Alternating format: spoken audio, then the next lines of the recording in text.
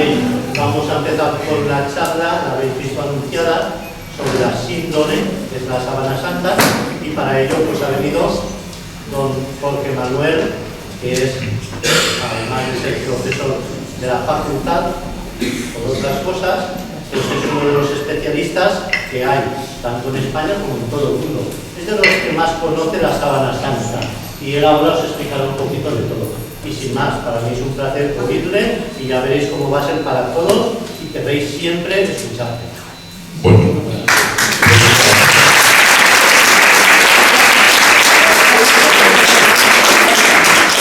Sin embargo, tenemos un pequeño problema, y es que estoy muy afónico.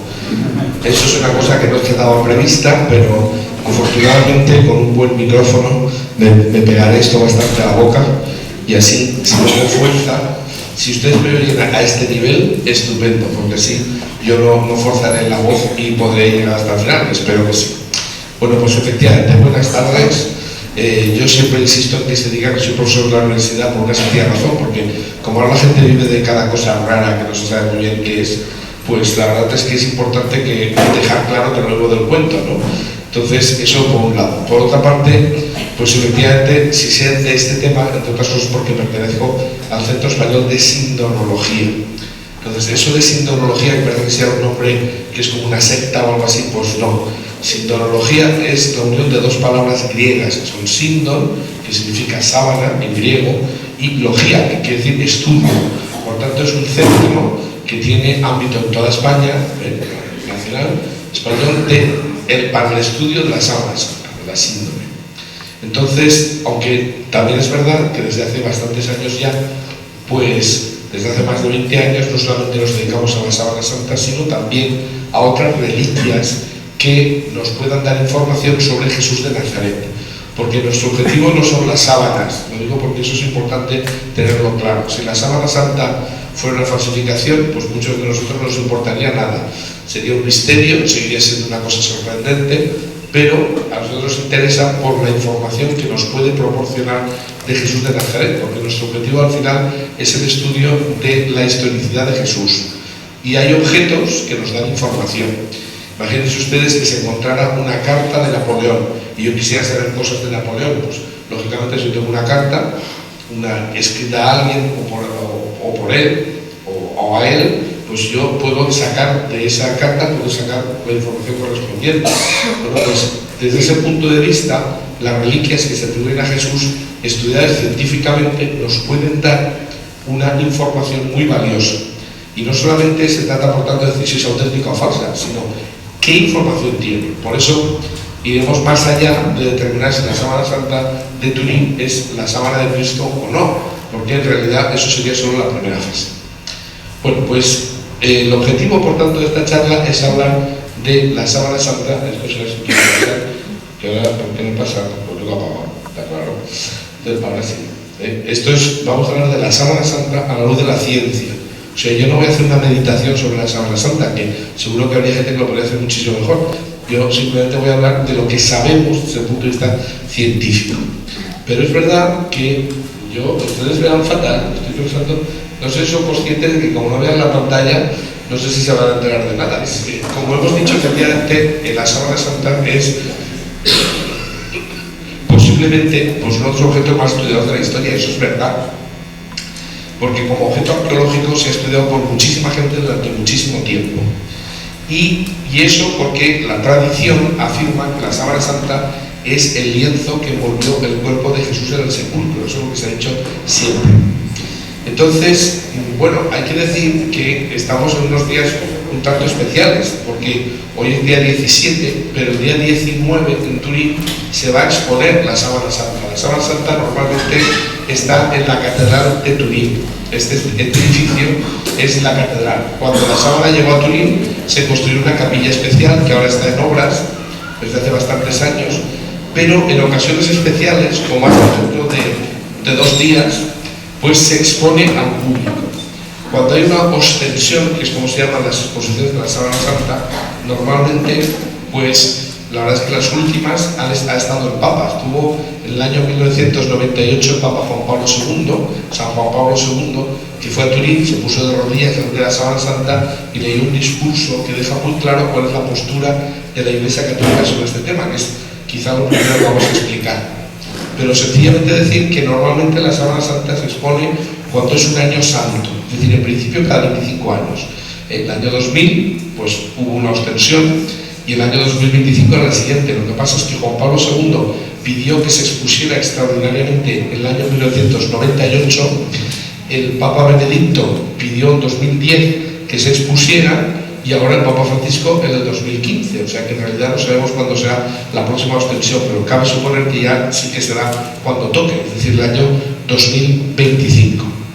Bueno, pues el año 1998, esa ostensión extraordinaria, Juan Pablo II, como digo, leyó un discurso delante de la Sábana Santa y dijo una serie de cosas. Yo me quedo con 4 frases que considero que son pues prácticamente el esquema de la charla, porque el Papa dijo en primer lugar que la síndone le llamó espejo del Evangelio. Esto es lo que vamos a ver al final, es decir, vamos a ver lo que se ve en la Sábana Santa y veremos que encaja perfectamente con lo que los evangelios nos dicen del caso de Jesús. Es más, encaja tan perfectamente en el caso de Jesús que no encaja con ningún otro caso, porque el caso de la muerte de Jesús se sale totalmente de lo que era una muerte de su tiempo, y por eso es un caso tan especial.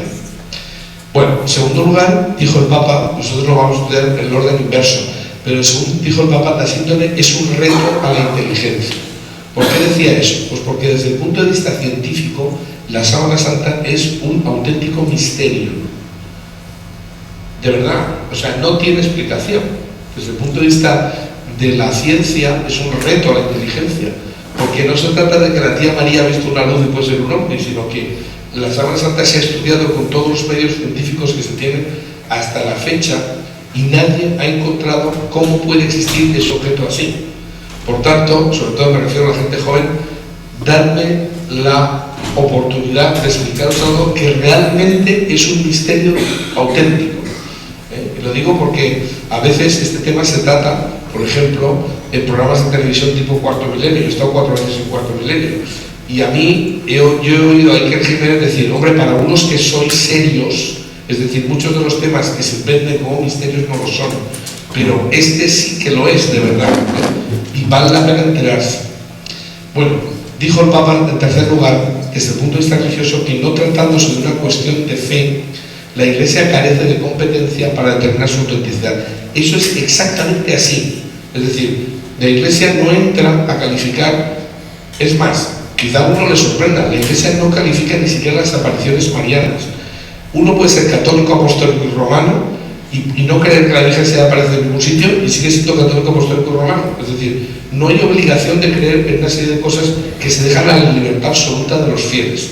Y la Iglesia no obliga a creer en las apariciones marianas, igual que no obliga a creer en ninguna reliquia de ningún tipo. Por tanto, si se tienen por tradición. En el caso de la Sábana Santa, lo que dice el Papa expresamente, Juan Pablo II, es que la Iglesia no tiene competencia para decirle a la gente que crea o no en una reliquia, y que eso tiene que ser los científicos lo que lo digan. Evidentemente, lo que ocurre es que los científicos son los primeros extrañados, los que se quedan sorprendidos delante de la Sábana Santa. Entonces, lo que sí es de fe es que Jesús resucitó. No es ni siquiera dogma de fe, porque es la base de la fe. Es decir, si uno no cree que Jesús resucitó, simplemente es que no es cristiano. Por tanto, no está definido, ningún concilio no está definido como un dogma, porque es la base de la fe. Como dice San Pablo, si Cristo no ha resucitado, vale nuestra fe. Pero bueno, eso es así. O sea, la Iglesia no tiene competencia para decir si está la sábana de Cristo o no. La mantiene por tradición y se fía de lo que dicen los científicos. Y por eso el Papa decía que era necesario que se estudiara objetivamente y sin prejuicios. Es decir, no dando opiniones ni prejuzgando. Como soy católico, esto tiene que ser la sábana de Cristo. No, eso no es ninguna obligación. Y pues yo opino, pues no opinas nada. O sea, un tema objetivo, un objeto se estudia objetivamente, no subjetivamente, dando opiniones subjetivas. Pues eso es lo que yo voy a intentar hacer. Entonces vamos a tratar varios aspectos. El primero, que es el más largo quizá, vamos a hablar de lo que se ve en la tela. Mejor dicho, lo que es la tela, y hacemos una descripción general. Luego nos vamos a plantear si sabemos qué antigüedad tiene y dónde ha estado desde el principio. y luego ya nos adentraremos en ver la imagen y por último nos fijaremos en quién es este hombre, quién puede ser. Entonces, respecto de la tela, lo primero que hay que decir es que es un lienzo, llençol valenciano, es un lienzo, es una sábana y a la vez un lienzo, es decir, eso es exactamente la idea, ¿no? Bueno, un lienzo es una tela de lino y en este caso la sábana tiene muchas marcas. El proyector está un poco demasiado fuerte, o sea, se ve el blanco, demasiado blanco y el oscuro, pero bueno, aquí se ve un poquito la imagen, en alguna otra foto se verá mejor, o sea, tranquilos. Pero sabéis que en realidad la imagen no es tan blanco y tan oscuro el otro, ¿no? Está más matizada, pero bueno, yo creo que se verá suficiente. Vamos a ver, entonces, hemos visto que la sábana es una tela que tiene, como digo, una serie de marcas. Primero vamos a decir que pues es una tela de lino que mide más o menos casi 4,5 metros por 1,13 metros de ancho. Es de lino puro. El lino, igual que el algodón, es una fibra natural de que se extrae, son restos de una planta que ha estado viva y que se ha hilado y después se ha tejido. Entonces, lo que nos dice en la tradición, pues es que fue la sábana de Cristo. Lo que sabemos es que esta tela ha envuelto el cuerpo de una persona que ha muerto, como veremos enseguida, con todas las heridas de la pasión de Cristo. Y está claro que la tela se ha colocado a la mitad de la tela, el cuerpo desnudo encima y luego la otra mitad cubriendo desde la cabeza a los pies. Esta sería... No se preocupe, se lo agradezco mucho, pero es que no es una cuestión de saliva, es que se lo agradezco pero no se preocupe. Esto, pues como decía, esta forma de enterrar un cadáver es la que sí que era del tiempo de Jesús. Se han encontrado excavaciones arqueológicas, restos de, pues ya hace relativamente poco, una persona que tenía efectivamente cubierta la cabeza con una tela igual que estamos viendo. De momento, lo que hay que decir es que es una tela realmente muy buena. Es decir, no es normal que una persona que ha muerto crucificada, piénsese que los crucificados se han hecho crucifixiones desde la época desde que se lo inventaron los persas hasta el siglo IV después de Cristo. Pero en todo caso se ha aplicado se ha aplicado este tipo de muerte a personas que eran esclavos o que eran los peores delincuentes. Por tanto, nunca se envolvía el cadáver de un delincuente con una tela muy cara, muy buena. Y la sábana no es. Es decir, no es simplemente un tafetán en el que se cruzan los hilos perpendicularmente, que es el tipo de tejido más barato, sino que tiene una forma de espiga. Ese dibujo de espiga, que mucha gente conoce pues, por las chaquetas, ¿verdad? Que hay chaquetas así en forma de espiga, pues no se hizo en Europa antes del siglo XV. Sabemos que en el tiempo de Jesús existía, porque un tafetán de lino con este tipo de dibujo era el que se utilizaba para hacer el traje del sumo sacerdote de Jerusalén, lo cual indica que era una tela suficientemente buena. En la época, pues el lino era una tela más fina y más resistente, más buena que lo que era la tela de lana, que era más vasta. Entonces, un traje así, o sea, estaba hecho, un traje como el del sumo sacerdote estaba hecho con este tipo de tela. Bueno, entonces, lo que sabemos es que la sábana además tiene una serie de marcas. Hay unas cuyo origen lo conocemos perfectamente. En el año 1532 la sábana no estaba todavía en Turín y estaba doblada siguiendo las líneas del esquema, o si esto funciona veremos que efectivamente estaba doblada como se ve en la animación, es decir, longitudinalmente un par de veces y luego en el otro sentido con un montón de dobles dentro de una caja de madera recubierta de plata. Entonces hubo un incendio, entonces la sábana no había llegado todavía a Turín, estaba en Chambéry, también en el Ducado de Saboya, pero al otro lado de los Alpes, en la parte que hoy día es francesa. Entonces hubo un atentado, se piensa que fue un atentado, no está probado, pero se intentó acabar con la Sábana Santa. Esto ha ocurrido varias veces. La última fue en el año 1997, en el que toda la capilla donde estaba la sábana ardió, porque, bueno, por un voto se decidió que no había sido un atentado, pero los votos no deciden las cosas son como son, ¿no? Pero en fin, se decidió no decir que había sido un atentado y paz. Pues en el año 1532 debió pasar algo parecido. Lo cierto es que en aquella ocasión casi la sábana se destruye porque el fuego llegó a derretir parte de la caja de plata y cayeron unas gotas dentro. Entonces lo que pasó es que si tú tienes una tela con muchos dobles y se quema un trozo del tejido, claro, al desdoblarla, ese triángulo quemado se multiplica por todos los pliegues. Y por eso, antes del incendio de 1532, la sábana debía ser así. Aquí se ve un poquito mejor la imagen. Así es como estaba antes del incendio de 1532. Hemos borrado las marcas del incendio. Eso se puede hacer con un Photoshop, por ejemplo, muy fácil. Sin embargo, después del incendio, pues los agujeros fueron tapados por las clarisas con unos trozos de tela de corporal y pues no pudieron evitar que hubiera marcas de fuego, chamuscaduras, remiendos, marcas de agua, etcétera. Que todo eso pues se añadió y que hemos de eliminar en nuestra mente. Ay, qué lástima que esto esté tan fuerte el contraste, pero bueno. Es que lo que estoy viendo en el ordenador no tiene nada que ver con ustedes ven, pero me vale.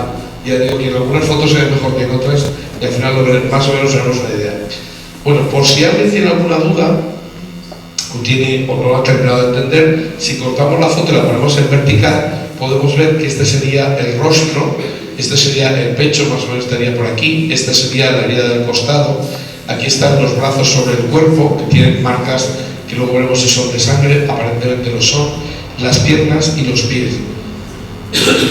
Y por detrás pues vemos la parte de la cabeza, esto sería la nuca con una serie de puntos, toda la cabeza en realidad, como de sangre, como los que nos venían una corona de espinas, unas marcas del pelo que está bastante largo, unas marcas que cubren toda la espalda, hasta los pies, y parece que hay un reguero de sangre a la altura de los riñones, también por ejemplo en los pies.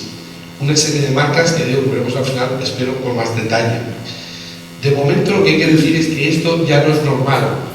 Yo no sé si la gente es consciente de que cuando uno se pone una tela en la cara no se queda la marca de la cara en la tela. Bueno, hay gente que cree que esto es lo más normal. Pues no ha ocurrido nunca en toda la historia. Ya si llevamos tiempo muriéndonos y nunca nadie ha dejado su huella en la tela, en la mortaja donde la amortajaron. El único caso que tenemos es el caso de la sábana de Turín. Por tanto, desde el punto de vista racional, eso es un reto a la inteligencia. Luego veremos qué es lo que se sabe de esa huella. De momento hay que decir, qué lástima. De momento hay que decir, porque no se ve la imagen, aquí tendría que verse la imagen, pero bueno. De momento tenemos que decir que cuando se fotografió la Sábana Santa por primera vez, lo que se hizo fue obtener un negativo fotográfico. Vamos a ver, para la gente joven. ¿No habéis visto en vuestra vida un negativo fotográfico? Porque ahora las fotos no tienen negativo. Bueno, eso se me atendéis porque estáis pensando en que pasa una mosca. No, los demás sí que lo entienden. Vamos a ver. La idea es la siguiente. Cuando se hizo la primera fotografía de la Sábana Santa, en aquel momento la fotografía requería primero obtener el negativo fotográfico, es decir, un cliché o una placa fotográfica donde se obtenía la imagen al revés, con el claroscuro al revés.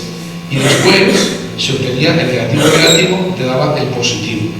Cuando se obtuvo el negativo de la Sábana Santa, que vemos aquí debajo, porque el positivo fotográfico está todo quemado en esta proyección, pues el negativo se ve bastante mejor. Pues cuando se vio el negativo fotográfico, se descubrió que donde se entendía la imagen de la sábana no era en la tela, era en el negativo. Es decir, era necesario dar la vuelta, dar toda la información, ponerla al revés, lo claro ponerlo oscuro claro, lo blanco negro blanco, y entonces se entendía la imagen. Porque hasta ese momento se pensaba que era una cara un tanto extraña, como hemos visto, se veía algo pero no se terminaba de entender. Bueno, para la gente joven, versión moderna, nosotros hemos hecho lo siguiente: hemos cogido a un amigo, Ignacio, le hemos pedido que sostenga en la mano una réplica del rostro de la Sábana Santa en tela. Hemos cogido un iPad, le hemos hecho una foto y le hemos dicho invertir la imagen. Y entonces al invertir la imagen ocurre lo siguiente: pasa esto. Fijaos, la cara de mi amigo está absolutamente irreconocible, porque esto es el negativo fotográfico, es la inversión del claroscuro. Y sin embargo, al invertir la imagen de la sábana, porque esto simplemente es la misma foto, pero invertida, al invertir la foto, lo que vemos es que la sábana se entiende perfectamente bien. Es como si en el negativo tuviéramos nosotros la imagen auténtica de la persona que fue envuelta en la tela. Esto excluye completamente la posibilidad de un falsificador. Nadie es capaz de hacer un dibujo tan perfecto que engañe a la fotografía. Luego vemos que también engaña a los ordenadores, ¿no? Pero efectivamente, pues claro, tú tienes una imagen de la sábana, se obtiene el negativo fotográfico y resulta que vemos perfectamente bien cómo era el hombre que estaba envuelto en la tela. Esto no ocurre jamás, no ocurre nunca. El negativo no se entiende normalmente en la imagen. Y sin embargo, en la sábana, en el negativo es donde se entiende la imagen. Bueno, lo mismo ocurre con las fotografías en color, ¿no? Esta es la que estábamos viendo hasta ahora, y sin embargo, si le damos la vuelta, si le invertimos el claro oscuro, vemos perfectamente cómo era el hombre envuelto en la tela. Esto en realidad es como si fuera la fotografía del cadáver que estuvo dentro de la sábana. Esto lo vemos muy bien, por ejemplo, en el detalle del rostro. En el original se ve más o menos, sin embargo, en la tela se ve algo, una huella. Sin embargo, cuando se invierte en el claro oscuro, parece que se vea perfectamente bien cómo fue el hombre que estuvo envuelto en la tela. Bueno, pues esto, yo no sé si son conscientes de lo que estamos diciendo, pero si esta fuera realmente la sábana de Cristo, esta foto es la auténtica imagen de Jesús en el sepulcro. Claro, eso es algo impresionante. No existe nada parecido de ningún personaje histórico. Entonces, ¿por qué tenemos esa huella? Y sobre todo, ¿podemos decir que sea de Jesús? Y entonces, a partir de ese momento, lo que ha ocurrido es que muchos científicos, a lo largo de más de 100 años, han intentado explicar si es auténtica, si es falsa, cómo se ha hecho esa imagen. Entonces, y la ciencia va tropezando porque no entiende muchas veces las cosas y a veces se encuentra contradicciones. Entonces yo les voy, como quiero que sean ustedes los que saquen la conclusión, porque si la Iglesia no obliga a creer, yo menos, desde yo no soy quien, les voy a decir cómo está el tema, y así cada uno que saque su conclusión y piense lo que quiera, pero teniendo información suficiente. Entonces, un tema que es muy importante es determinar si podemos saber de qué fecha es la tela, porque si no fuera del tiempo de Jesús, pues parece claro que no podría ser de Jesús, y entonces seguiría siendo un misterio, como he dicho antes, seguiría habiendo una persona que no sabemos quién habría dejado la huella ahí, pero luego no sería Jesús. Habría que ver qué pasó con esta persona, porque ¿por qué dejó una huella cuando eso no ocurre nunca, ¿no?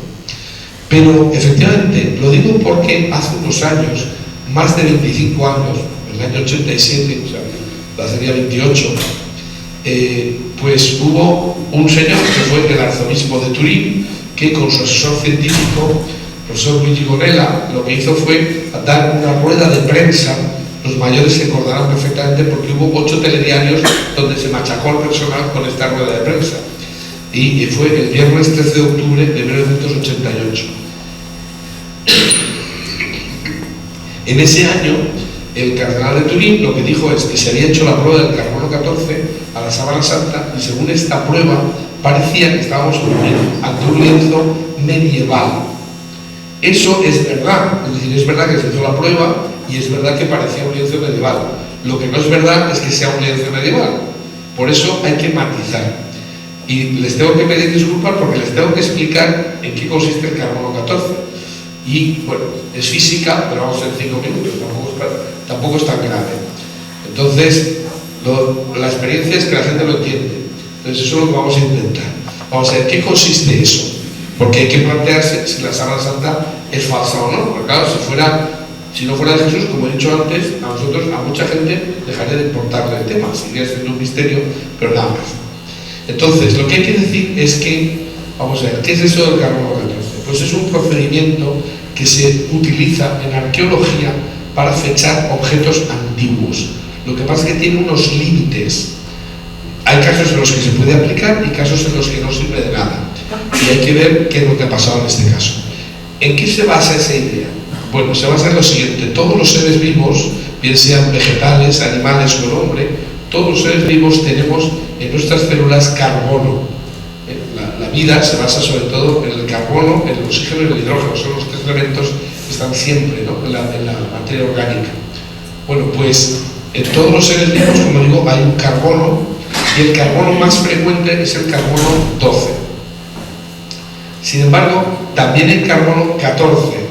La diferencia es por el peso atómico, pero no se preocupen que luego voy a preguntar. No voy a preguntar qué es el peso atómico, da igual. Sencillamente es una variante del carbono que se llama del carbono 12, carbono 14. La diferencia está en lo siguiente: cuando un ser vivo muere, sus restos, o sea, nuestros restos, por ejemplo, nuestros huesos, en el momento en que morimos, no adquirimos nuevo carbono 14, porque el carbono 14 se incorpora a nuestras células a través de la fotosíntesis, si se trata de plantas, o de la alimentación, si se trata de animales o el hombre. Pero en el momento en que morimos, la cantidad de carbono 14 que hay en nuestras células empieza a desaparecer a una velocidad que conocemos.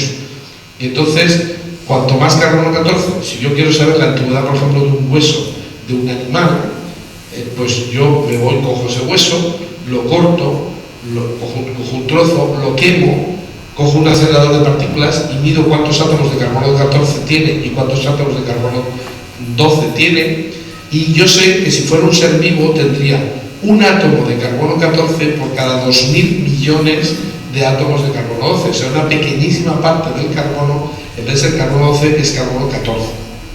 Lo que ocurre es que, efectivamente, como va desapareciendo a una velocidad que yo conozco, por ejemplo, si yo encontrara la mitad del carbono 14 que tiene un ser vivo, yo sabría exactamente que ese es un animal prehistórico, porque tendrían sus huesos 5.730 años. Es que la cantidad de carbono 14 de un ser vivo se reduce al 50% exactamente en esa fecha, en 5.730 años. Y a la mitad de la mitad en otros 5.730 años. Y a la mitad de la mitad de la mitad en otros 5.730 años. Eso es una curiosidad, pero es que va desapareciendo a esa velocidad.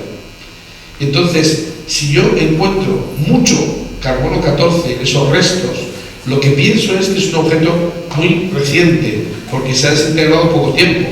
Y si resulta que tiene muy poco carbono 14, pensaré que es muy antiguo, porque se supone que ha ido desapareciendo durante mucho tiempo.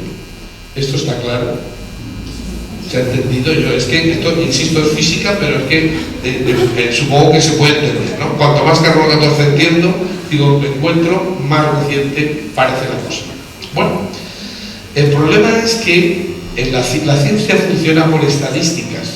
Entonces, cuando se han hecho ya miles de dataciones con carbono 14, se ha descubierto que este método, que tendría que ser infalible, no es infalible en absoluto. Acierta aproximadamente en un 70% de los casos. Sin embargo, falla estrepitosamente una de cada 5 veces, casi cada 4, porque hay dataciones dudosas que son poco más, bueno, un 9,5%, es decir, aquellas en las que pues nos da una fecha distinta de la esperada, pero posible, pero luego resulta que hay más de un 20% de dataciones que nos da una fecha que es absolutamente disparatada. Y los científicos se planteaban, ¿y eso por qué es? Porque si yo mido los átomos, esto tiene que ser matemático, tendría que funcionar perfectamente bien. Bueno, pero por ejemplo, voy a poner un ejemplo que es un poco de risa, pero es que es un ejemplo auténtico. En el año 1999 se dató un cuerno de una vaca que a los vikingos había convertido en una especie de trompeta. Entonces cogieron ese cuerno que se sabía que eran los vikingos, por tanto tenía que ser del siglo XI o así, el cuerno de una vaca vikinga, lo dataron con carbono 14 y les dio que era del año 2006. Claro, era una vaca del futuro, según el carbono 14 era una vaca que no había nacido todavía. Claro, eso no tiene ni pies ni cabeza, o sea, no puede ser. Entonces, cuando ocurre una cosa de esas, se sabe que la datación está equivocada. Entonces, se dice, ¿y por qué ha fallado esto? Bueno, pues no por el método, sino por la muestra. Les puedo poner un ejemplo que yo creo que todo el mundo entiende. Si ustedes hacen un análisis de sangre y les sale que tiene exceso de azúcar, el médico normalmente, primero, si no tiene ustedes pinta de diabéticos, les pedirá que se repita el análisis, pero aún así, lo que dirá es, bueno, vamos a ver, esto quiere decir que es usted posiblemente diabético, pero lo primero que hay que analizar es, oiga, usted esto se hizo, el análisis se lo hizo en ayunas, y si el paciente le dice, no, me tomé una docena de pasteles antes de hacerme el examen, o sea, pues evidentemente está claro que la muestra no es representativa. Yo no sé el diabético, además que tenía una subida de azúcar brutal en ese momento porque había hecho una cosa que no podía hacer. Es decir, el método puede ser muy bueno, nadie duda de que el analista haya analizado cuánto azúcar había en sangre. El problema es por qué. Entonces, si yo encuentro mucho carbono 14 en un objeto antiguo, la fecha que yo le voy a deducir es una fecha equivocada, porque Una de dos, puede serlo o no, puede ser que efectivamente sea un objeto muy reciente, pero si yo tengo otros datos que me dicen que no es un objeto reciente, ahí ha pasado algo, que ha añadido carbono 14, y entonces me está equivocando la fecha. ¿Puede haber pasado esto con la Sábana Santa? Pues sí, puede haber pasado perfectamente, porque hasta el año 1898, que es cuando se hizo la primera foto, y a partir de ese momento empezó la Sábana Santa a considerarse como un objeto a estudiar, pues la verdad es que siempre se había enseñado la sábana así, es decir, varios obispos con las manos y guantes cogían la sábana y la mostraban, normalmente con la imagen frontal a la izquierda. Por tanto, siempre había una mano aquí y una mano aquí, porque las otras podían variar según el número de obispos o lo que estuvieran separados, ¿no? Es decir, pero está claro que en las dos esquinas siempre había una mano. Bueno, pues eso es una fuente de contaminación suficiente como para que nos falle completamente la prueba del carbono 14. Porque, voy a poner otro ejemplo que todo el mundo entiende. Vamos a ver, si yo cuando coja esta noche esta camisa, la tiro a lavar, me fijo cómo tengo el cuello, dudaré de si esta mañana me he duchado, porque verdaderamente queda guarrísimo. ¿Cómo es posible? Bueno, pues eso es consecuencia de la grasilla que nosotros tenemos. Ahí va a haber bacterias, va a haber, bueno, y si nos dejamos una camisa por lavar, no digo nada lo que puede pasar a los 3 meses. Aquello parece una camisa con vida interior, ¿no? Porque ha aparecido ahí de todo, está amarilla completamente, una cosa terrible. Entonces, eso ha pasado una vez, o sea, es decir, anda, esta no la lavado bien o no la lavado bien, resulta que está todo, wow, ¿qué pasa aquí? Bueno, pues eso es algo importante tener en cuenta, es decir, ¿de dónde cogieron para hacer la prueba del carbono 14 un trozo de la Sábana Santa? Pues miren, lo cortaron justo de una de las dos esquinas más sucias de toda la tela, por tanto se tenía que haber limpiado mucho mejor de lo que se limpió, porque no es lo mismo encontrar un resto en una excavación arqueológica, una momia o algo así, que lleva miles de años sin que nadie la toque, que estemos cogiendo un objeto que está súper contaminado. La grasa de los dedos tiene carbono 14. Si hay bacterias, líquenes, en fin, toda la contaminación orgánica tiene carbono 14. Por tanto, nos va a dar siempre una fecha más reciente de la que es real. Bueno, esto no es que lo diga yo, sino que este señor con orejas de soplillo pues tiene, que es uno de los científicos más importantes del siglo XX. Este señor, que es el doctor Harry Goff, lo tuvo que reconocer cuando se hizo la prueba del carbono 14. Este es el inventor del método moderno de datación con carbono 14. Al principio dijo que se había hecho bien, se había utilizado su método y se dijo, estupendo, la Sábana Santa es medieval. Pero luego cuando le dijeron, oiga, pero usted sabía la contaminación, entonces cuando alguien empezó a estudiar que esa tela estaba muy contaminada, tuvo que reconocer lo que dice a continuación. No sé si se va a oír bien esto, teóricamente tendría que oírse, pero si no acercaremos el micrófono, vamos a ver lo que dice él. El doctor Harry Goff es el inventor de la moderna técnica de la datación mediante el carbono 14. La contaminación bacteriana es algo de lo que no eran conscientes las personas que llevaron a cabo la datación con el método del carbono. De hecho, no creo que nadie conociera su existencia hasta que Garza-Bater descubrió esta posibilidad. Y aunque lo hubieran sabido, los procesos de limpiado que utilizaban no lo hubieran tenido en cuenta. Así que no había modo alguno de que hubieran podido establecer con total exactitud la fecha de origen del material de la sábana. Bueno, no sé si se ha oído suficientemente, pero lo que él viene a decir es que no se limpió adecuadamente, porque era un objeto muy contaminado. Y en ese sitio donde se cortó había exceso de carbono 14. Por tanto, ¿por qué explico esto? Pues explico esto por una sencilla razón, porque voy a hacer de profeta. Lo típico es que cuando uno sale de una charla mía y le hable a alguien de que nos han hablado de la Sábana Santa, siempre está el típico enteradillo que dice, pero si eso ya dijeron que era falso. Y hay que decirle, sí señor, hace 27 años dijeron que era falso. Y lo dijeron pensando que se había hecho muy bien la prueba del carbono 14. Pero hoy en día nadie se cree que se hiciera bien la prueba del carbono 14. No solamente por la contaminación, sino porque, y esta es la segunda cosa que todavía es más alucinante todavía, en el año 2005 hubo este señor que era un científico del laboratorio de Los Álamos. El Laboratorio Científico Nacional de Los Álamos en Estados Unidos es el laboratorio donde se inventó la bomba atómica. Un físico de Los Álamos no es cualquier persona, es un señor con un nivel de ciencia bastante considerable.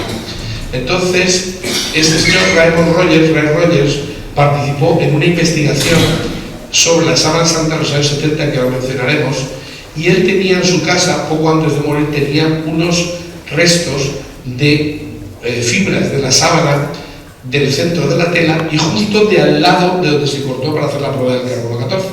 Y este señor descubrió, y aquí algunas fotos vamos a ver que tienen el logo del canal de historia, porque esto salió en el canal de historia, que no es muy partidario de las cosas religiosas. Tengan ustedes en cuenta que hay algunos documentales que están hechos para decir que Jesús no existió, que el canal de historia no es muy cristiano, ni muchísimo menos. Sin embargo, aquí se recogió como dato científico lo que voy a decir. Este señor, el profesor Ray Rogers, publicó en el año 2005 en una revista científica que se llama Thermoquímica Acta su descubrimiento, porque él mismo se quedó flipando cuando se dio cuenta de esto. Y es que encontró que mientras que las fibras que había tomado él del centro de la sábana eran todas de lino, al lado donde se había hecho la prueba del carbono 14 había mezcladas fibras de lino y fibras de algodón teñidas para que parecieran de lino. Eso tiene toda la pinta de ser una restauración, es decir, posiblemente alguna monjita hacendosa, súper habilidosas, pues cuando vio que las esquinas estaban deshilachadas, o esa esquina estaba deshilachada, lo que hizo fue deshacer los hilos que estaban helados a mano. Es muy fácil, se deshacen los hilos, se añaden fibras de algodón, se hace una extensión, como una extensión de pelo, y entonces volvió a tejerlo, claro, no se nota. Luego lo tiñó para que pareciera de lino antiguo y hizo una restauración tan perfecta que cuando se cortó para hacer la prueba del carbono 14 no distinguieron que ahí había fibras mucho más modernas. Entonces, el tema está en que si resulta que nosotros tenemos mezcladas fibras antiguas y fibras más modernas, la prueba del carbono 14 nos tiene que dar un resultado absolutamente disparatado. Si la contaminación no se tuvo en cuenta y encima había material distinto, no original de la sábana, lo que podemos decir es que la prueba del carbono 14 no es que haya puesto en duda la autenticidad de la sábana, sino que no ha servido para nada, porque no tenemos medios para asegurar que efectivamente esa sea la edad de la tela. Bueno, entonces eso es importante tenerlo claro. Lo que he dicho, cuando salgan ustedes de aquí ya verán como hay alguno que les dice la sábana santa, pero si eso dijeron que era falso, pues sí, lo dijeron, pero hoy en día, sabiendo lo que sabemos, tenemos que decir que no sabemos realmente, desde el punto de vista científico, la antigüedad de la tela. Bueno, pero ¿podemos saber más cosas? Sí, podemos saber muchas más cosas. Por ejemplo, vamos a suponer que la sábana santa fuera del siglo I. Tendría que haber dejado algún rastro histórico, ¿no?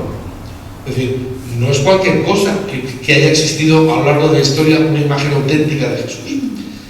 Problema que tenemos, y es que, bueno, pues vamos a ver primero si podemos saber en qué lugares ha estado.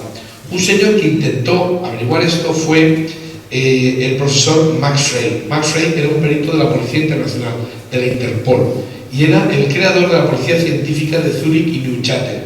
Es decir, hoy diríamos del CSI, pero de Europa, no de Estados Unidos.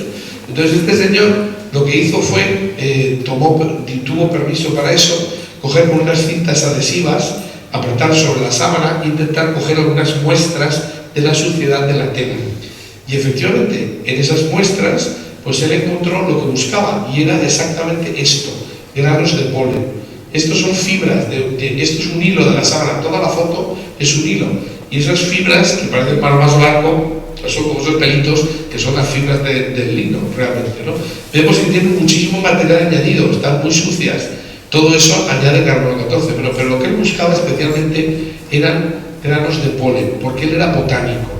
Entonces Max Frey lo que hizo fue ir a los lugares donde según la historia habría estado la sábana santa, que ahora veremos algo de eso, y fue tomando muestras del polen de esas zonas y los comparó con los que encontraba en la sábana. El problema que él tuvo es que utilizaba microscopio óptico, no estaban todavía desarrollados como ahora los microscopios electrónicos, y entonces él no pudo probar lo que quería probar, porque encontró algunos pólenes que consideraba iguales, pero que hoy en día se ha discutido porque con los nuevos métodos se puede distinguir, se podría saber si realmente eran de esas zonas o de zonas parecidas, porque por ejemplo plantas desérticas, él encontró muchísimos pólenes de plantas desérticas que no crecen en Europa, pero se podía discutir si eran de otros países que no fueran aquellos, porque no se podía identificar exactamente si ese polen era concretamente de la región de Palestina o, por ejemplo, de Irak o de otra zona. Entonces había una cierta discusión. Pero es verdad que Max Frey, su trabajo fue confirmado en gran medida por dos científicos de la Universidad Hebrea de Jerusalén, que eran Avinoam Danin y Uri Baruch. Danin y Baruch son dos científicos botánicos de Jerusalén que no son ni siquiera cristianos. Hay que decir que Max Frey era zuringiano, por tanto contrario a las reliquias y a las imágenes. No tenía ningún interés en probar la autenticidad de la Sábana Santa, pero era un científico que le interesaba el tema. Entonces Danin y Baruch, estos ni siquiera eran cristianos, confirmaron en gran medida lo que había hecho Max Frey, pero también dijeron que había algunos pólenes que no se podían identificar con la certeza que le había dado Max Frey. Bueno, pues no pasa nada, porque el caso es que la ciencia va avanzando poco a poco. Entonces lo que sí hicieron los científicos judíos es ver qué plantas eran las más comunes en las cintas adhesivas.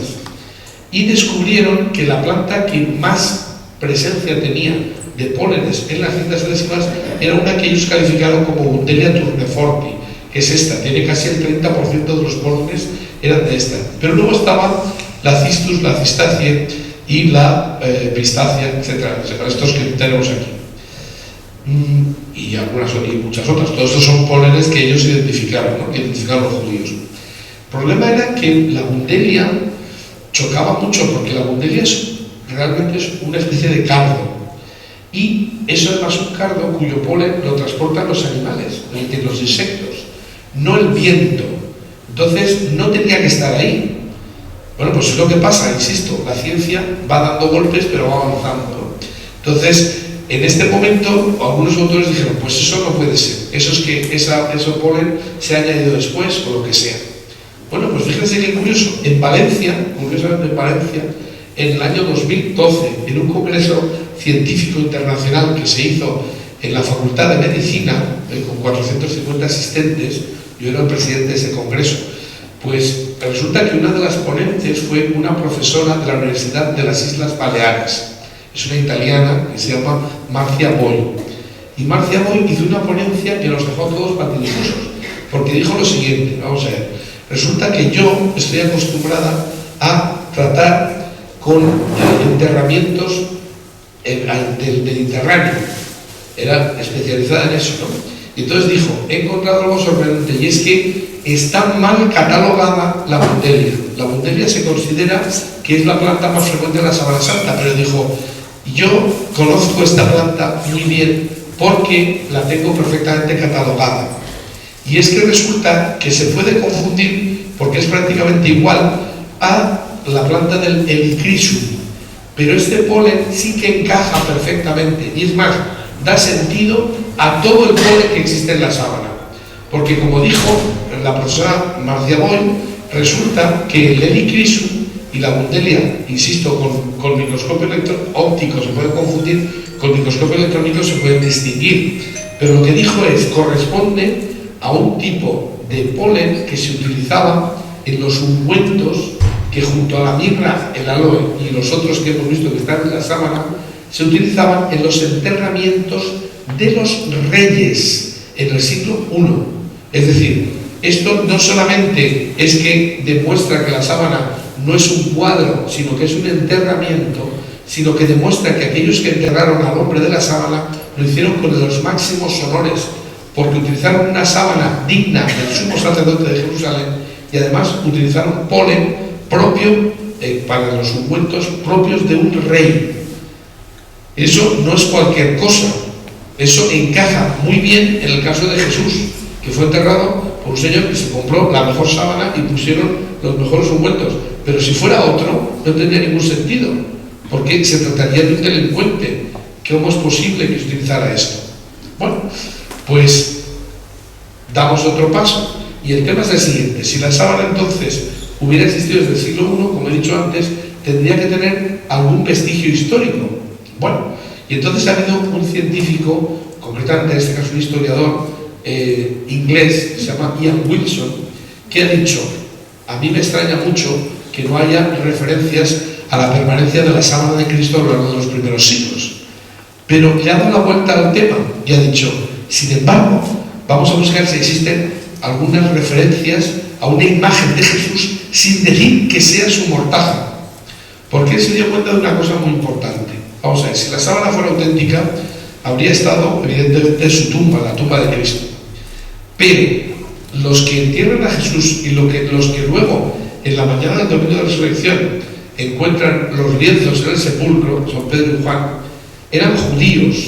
Para los judíos, aunque fuera Jesús, una sábana de un muerto era una cosa impura que no se podía tocar, porque te dejaba como el pecado mortal, te dejaba impuro 8 días. Es necesario hacer una serie de purificaciones.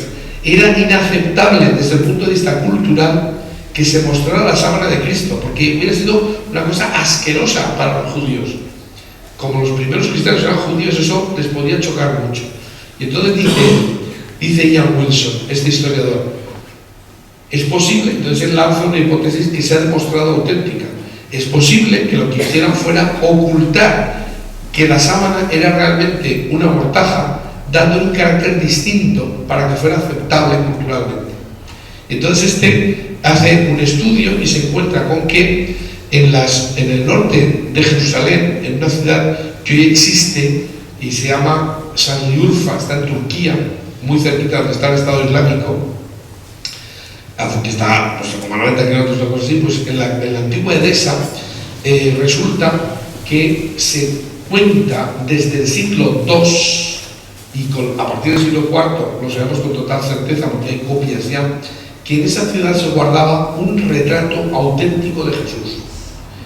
Sabemos que estaba sobre una tela. ¿Por qué? Pues porque los textos dicen, le llaman mandilion en ocasión.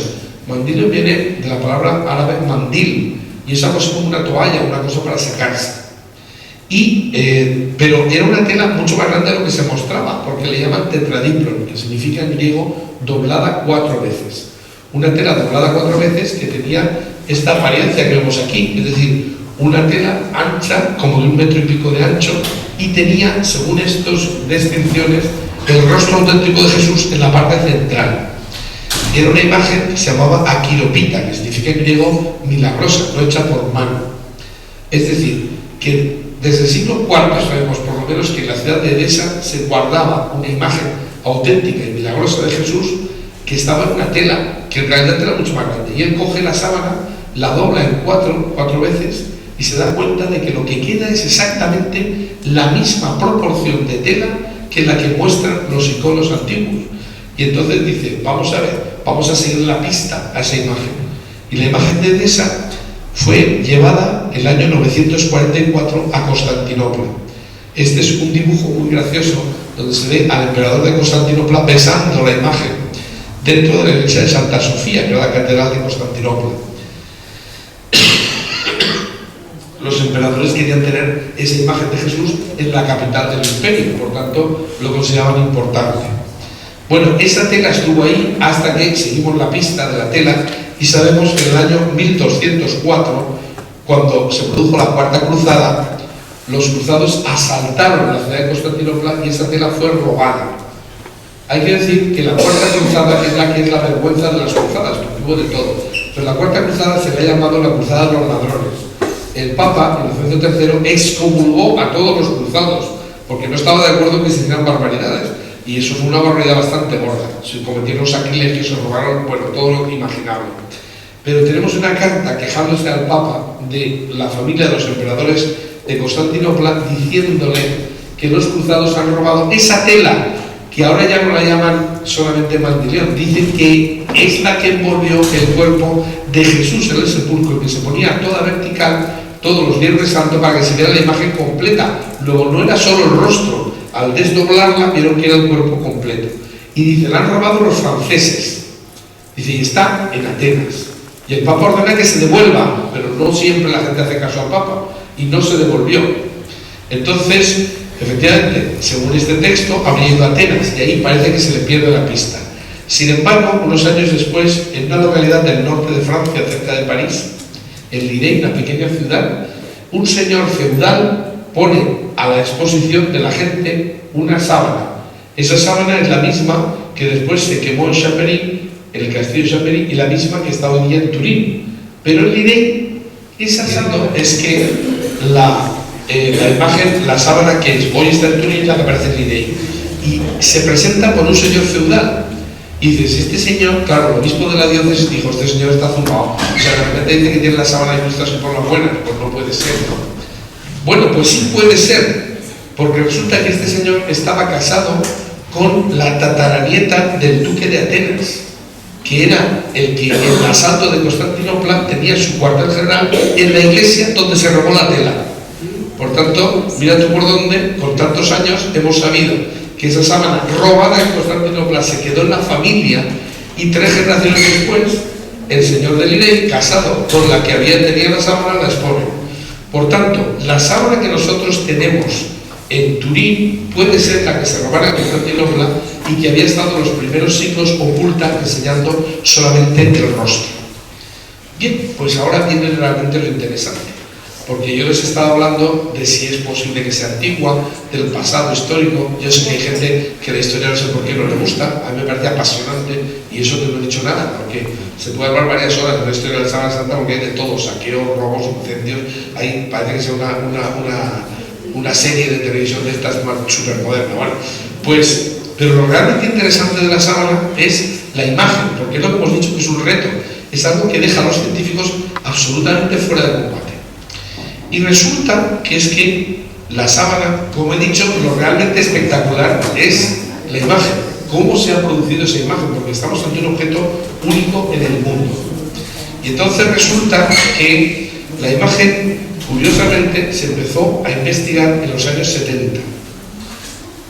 Esta es una historia que realmente es muy sencilla, como casi todas las historias de las grandes investigaciones. Este chico que vemos aquí, que entonces tenía 29 años, y hoy día tiene casi 70 años, es un chaval que con 16 años conoció el tema de la Sábana Santa. Su madre, ¿está arreglado? ¡Qué frieta! Veus, mira que ve. Bueno, pues estupendo, mejor. Esto, como tener un secretario. Bueno, entonces, este mozo de aquí, que era el profesor John Jackson, que tengo que decir que ahora es amigo mío, entre otras cosas, y que vino a Valencia el año 2012, porque, como ustedes nos enteraron, el congreso que se hizo en la Facultad de Medicina de Valencia fue un hito. Pocas veces en Valencia se ha hecho un congreso de tanto nivel. Todos los que intervinieron fueron gente que había estudiado directamente la Sábana Santa o estaba haciendo la tesis doctoral sobre la Sábana Santa. Entonces, no se le dio la importancia que se le dio, pero realmente fue muy importante ese congreso. Bueno, pues resulta que John Jackson, que fue uno de los que vino, cuando era un chaval, resulta que su madre, la importancia de las madres, le regaló una foto de la Sábana Santa.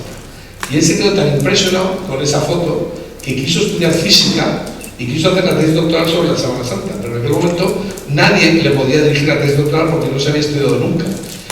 Y siguió dándole vueltas al asunto, acabó, se hizo doctor en física, y él trabajaba en la Academia de las Fuerzas Aéreas de Estados Unidos en Colorado Springs, muy cerca de donde estaban una serie de instituciones de la NASA, norteamericana.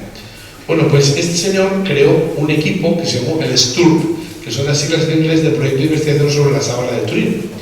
¿Y qué hizo John Jackson? Bueno, pues él se metió en el tema, por fin, a raíz de haber descubierto lo siguiente. En aquel momento, la NASA había iniciado el programa de exploración de Marte, programa que hoy día sigue vigente. Y en aquel momento, piensen ustedes que todo lo que nosotros tenemos ahora, ordenadores, punteros láser, tejidos especiales, todo tipo de cosas, se crearon muchas de ellas, las más modernas se crearon en los años 70 durante la carrera espacial. Entonces yo recuerdo que todo el mundo decía que era un despilfarro de dinero, que igual, fue un avance tecnológico brutal. Bueno, pues en aquel momento se crearon las primeras fotos digitales, que ahora todos tenemos en los móviles y otras cosas. Eso fue en los años 70. Lo que pasa es que al principio las fotos digitales eran con tonos de gris, 256 niveles de gris, y apareció un avance enorme, ¿no? Primero eran 2 o 3 y cada vez se fue evolucionando más. Bueno, pues los norteamericanos, la NASA, que ya digo que es el Instituto Aeroespacial Norteamericano, había lanzado una sonda espacial que era la Vikingo 2, concretamente vemos aquí, que desplegaba sus alas correspondientes y se dedicaba a volar por encima de Marte tomando fotografías digitales. Y habían creado un programa de ordenador, los ordenadores se crearon para la carrera espacial, y entonces que lo que hacía era que atribuía a cada punto, según el tono de gris, una altura. Era un programa que era un analizador de imagen en el que habían establecido una relación entre la altura del punto fotografiado y el tono de gris que aparecía en la foto. De tal manera que tenía información tridimensional, es decir, no solamente sabían lo que era el largo y el ancho, sino también la altura, de tal forma que ellos podían, por ejemplo, si fotografiaban un cráter, diciéndole al analizador de imagen que diera relieve a la foto, pues podían ver un cráter con el relieve real, y allí sabían si podían aterrizar allí, si no, se estaban hablando de una montaña, una oquedad, porque a veces las fotos visualmente te engañan. Bueno, pues esto era lo que hicieron con lo que hacían en Marte. Y de repente, y esto al principio no tenía nada que ver con la sábana santa, pero John Jackson, que él seguía con la idea del estudio de la sábana, pues se da cuenta de que la foto que él tiene de la sábana le recuerda mucho a la fotografía de Marte, porque también tiene distintos tonos de gris. Y se le ocurre ver qué pasaría si colocara la foto de la sábana santa en el analizador de imagen que estaban utilizando para Marte. Aparecería un relieve. ¿Qué relieve aparecería? Eso es lo que quería él saber exactamente. En principio, vamos a ver, tenemos unos segundos de un documental de la época donde lo que hacen es que cogen una foto normal, la meten en el VP8 y luego cogen una foto de la sábana y la meten en el VP8 y verán lo que ocurre en un caso y en otro. Y eso fue lo que les dejó atónitos. Esta es una fotografía mía, normal, de la que mi madre estaría muy orgullosa. Ahora la pongo bajo la telecámara y se regula la máquina exactamente como ha hecho antes mi compañero con los cuadrados. También ustedes reconocerán que hasta mi madre tendría dificultades para identificar. Una fotografía normal registra solo las variaciones de la luz y no da ninguna información sobre la distancia que media entre la máquina fotográfica y el sujeto fotografiado. Ahora, bajo la telecámara pondremos la fotografía de la sábana.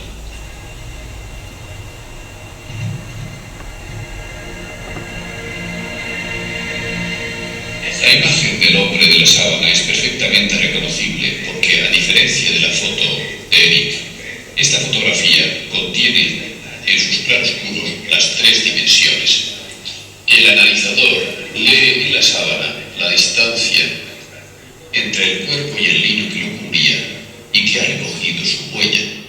Bueno, no sé si se terminó de entender, pero ellos cogen una foto normal, la meten en el VP8 y al dar el relieve aparece un relieve, pero es un relieve distorsionado, de tal manera que la cara no se entiende. Y resulta que cogen la foto de la sábana, le aplican una foto de 2 dimensiones que le dicen que poca relieve, como se estaba haciendo con las fotos de Marte, y el relieve que aparece es propio de un cuerpo en 3 dimensiones. Estos científicos habían hecho miles de fotos de Marte y nunca habían visto que ninguna otra foto de ningún otro sitio tuviera información tridimensional. Eso era algo inconcebible. Y evidentemente el ordenador le atribuye el relieve a las quemaduras, a los remiendos, a las arrugas de la tela, todo eso aparece en relieve. Pero lo interesante es que la imagen central se corresponde sin distorsiones al de un cuerpo de 3 dimensiones. Entonces, claro, lo sorprendente de esto es que ellos se dan cuenta de una cosa: la imagen no se ha hecho por contacto.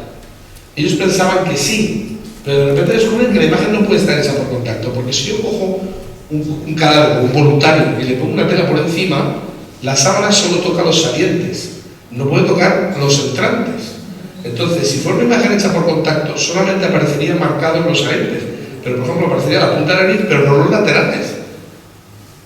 Es por poner un ejemplo, ¿no? Entonces, y resulta que los laterales de la sábana aparecen con un relieve que es proporcional a la distancia. Es decir, imagínense que tenemos en la punta de la nariz intensidad 100, pero luego los laterales 90, 80, 70, 60, va disminuyendo. Y eso es lo que hace que el ordenador interprete una imagen con ondulaciones, con distintas intensidades. Pero eso no es posible, porque eso implicaría que el cuerpo se ha proyectado sobre la tela con distintas intensidades según la distancia. Y eso, una proyección a distancia, que sea unos milímetros, requiere o un tipo de vapor o un tipo de radiación. Pero evidentemente eso es algo que se sale de lo normal. Un vapor haría una imagen, una mancha informe. Y tipos de radiaciones, no sabemos de ninguna radiación que permite una imagen enfocada y tridimensional. Es una cuestión puramente de física.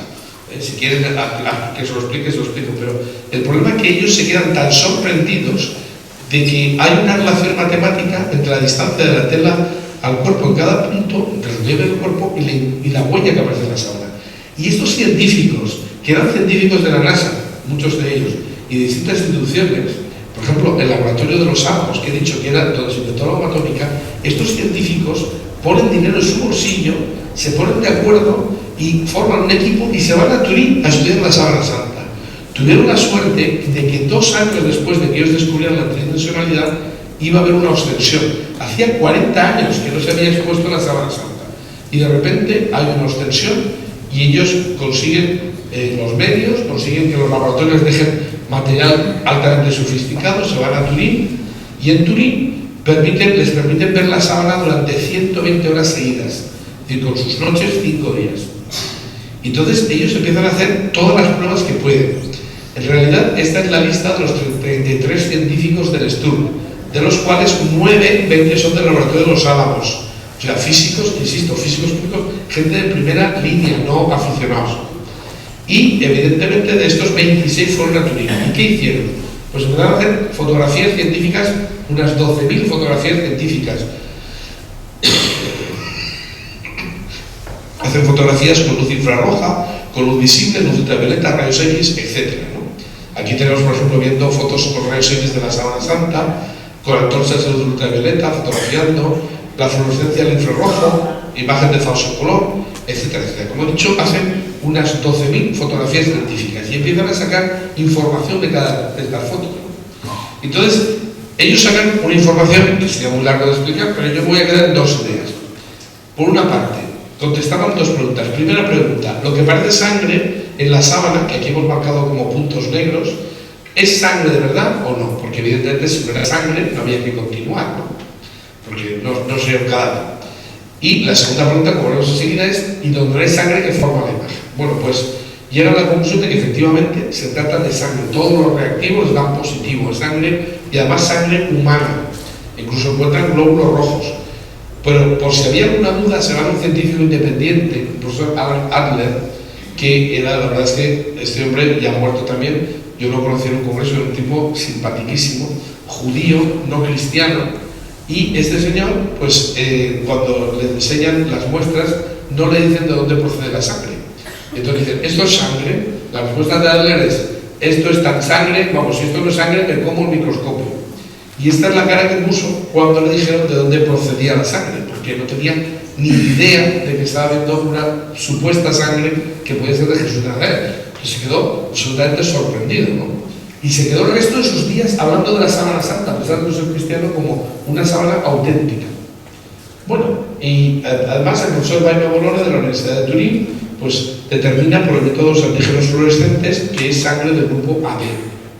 Y además que coincide con las características fisiológicas de la sangre del grupo de los judíos de Eritrea, que son los que tienen las características raciales mejor conservadas a lo largo de los siglos. Por tanto, ven que tiene una cierta coincidencia con sangre propia de los judíos, por lo menos de la antigüedad. Segunda pregunta, ¿dónde no hay sangre, qué forma la impronta? Bueno, pues lo que se dan cuenta es de que esa imagen, por supuesto, no está pintada. Lo único que ocurre es que algunas de las fibras más superficiales de los hilos han cambiado de color, se han hecho más oscuras, pero no, insisto, no están tintadas. Para que se entienda, puedo poner un ejemplo fácil. O sea, si han visto un periódico viejo, verán que se va haciendo amarillo, ¿verdad?, con el paso del tiempo. Eso es porque la celulosa del papel se va degradando, se va oxidando, se va haciendo oscura. Pues eso es lo que forma la imagen de la sábana santa. Es como si algunas fibras hubieran cambiado de color porque se han oxidado, porque se han degradado. Pero están mezcladas fibras oxidadas y fibras no oxidadas, de tal manera que si hubiera algún tipo de colorante, algún reactivo químico que hubiera hecho eso, pues tendríamos el efecto de que por efecto de capilaridad todas las fibras de una zona serían todas marcadas y otras, en la sábana no, hay fibras limpias y fibras marcadas, dijéramos, y es la mayor o menor concentración de fibras oxidadas, marcadas, las que nos da la imagen. Pero una imagen que aparece donde se entiende desde el negativo y que tiene información tridimensional. O sea, eso es completamente imposible de hacer de forma manual. Nadie es capaz de hacer una cosa así. Bueno, entonces, una prueba de ver lo que acabo de decir es que si tú colocas la sábana a contraluz, donde hay manchas de sangre se ve más opaco, donde hay marcas del agua, del incendio se ve más opaco, pero la huella central no se ve porque no hay nada añadido.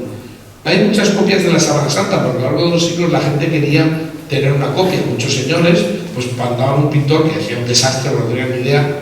En Alcoy hay una, la única que hay en la Comunidad Valenciana está en Alcoy. Además, una copia interesante, la llevó Juan de Austria durante la batalla de Lepanto, atada al cuello, pues una capa real, o sea, luchando contra los turcos, ¿no? Cualquier día tenemos que volver a luchar contra los turcos, pero de momento no. Entonces, eso sería una buena cosa volver a coger la de Alcoy, ¿no? Que ya nos ha servido bien una vez. Bueno, pues lo cierto es que esto, pues, las copias eran muy malas y sobre todo cuando tú pones una copia vista a contraluz, se ve el dibujo clarísimamente. En la sábana no aparece nada de eso. Pero sin embargo, en la sábana existen piel y carne humana, glóbulos rojos, pigmentos biliares, sangre. Hay un montón de cosas que nos indican que es realmente un cadáver lo que ha estado muerto ahí. Y además, lo que he dicho, muertos propios o dignos de un enterramiento real, que es sorprendente. O sea, tenemos total seguridad de que esto es un cadáver real. Bueno, entonces, lo que dicen los americanos es, vamos a ver, ¿cómo podríamos formar una huella así? Esto es cómo funciona la ciencia. Yo no sé cómo se ha hecho, pero sé qué características tiene. Entonces yo, para hacer una huella igual, no que se parezca de cara, porque hay gente que dice, ¿ves? A un dibujo se parece. Yo, sí, hombre, yo hago una foto y se parece muchísimo, solo que esto no es una foto. Es decir, yo no puedo decir que esto se ha hecho así si no soy capaz de repetir una imagen así, porque esto es muy habitual, sale a veces en la prensa, un señor ha hecho un dibujo y se parece mucho. Bueno, pero es que ahora que lo hagas sin dibujar, porque claro, yo puedo hacer cosas que se parezcan, pero no son iguales. Físico y químicamente tienen que tener las mismas características. ¿Y qué características tiene la importa? Pues los americanos dicen, es una imagen absolutamente superficial, no tiene pigmento, porque no hay materia encima de los hilos, no hay direccionalidad, es como si el cuerpo se hubiera proyectado hacia arriba y hacia abajo. Y además, la tela se quemó y se mojó sin que eso haya alterado el color de la huella. No se ha corrido la pintura, nada de eso, no hay pintura. Estabilidad química, o sea, las fibras degradadas, por mucho que le demos decolorantes, no se puede quitar el tono que tiene. Y además es una imagen que donde se ve es en el negativo, tiene información del relieve del cuerpo, una información tridimensional y tiene una enorme cantidad de detalles.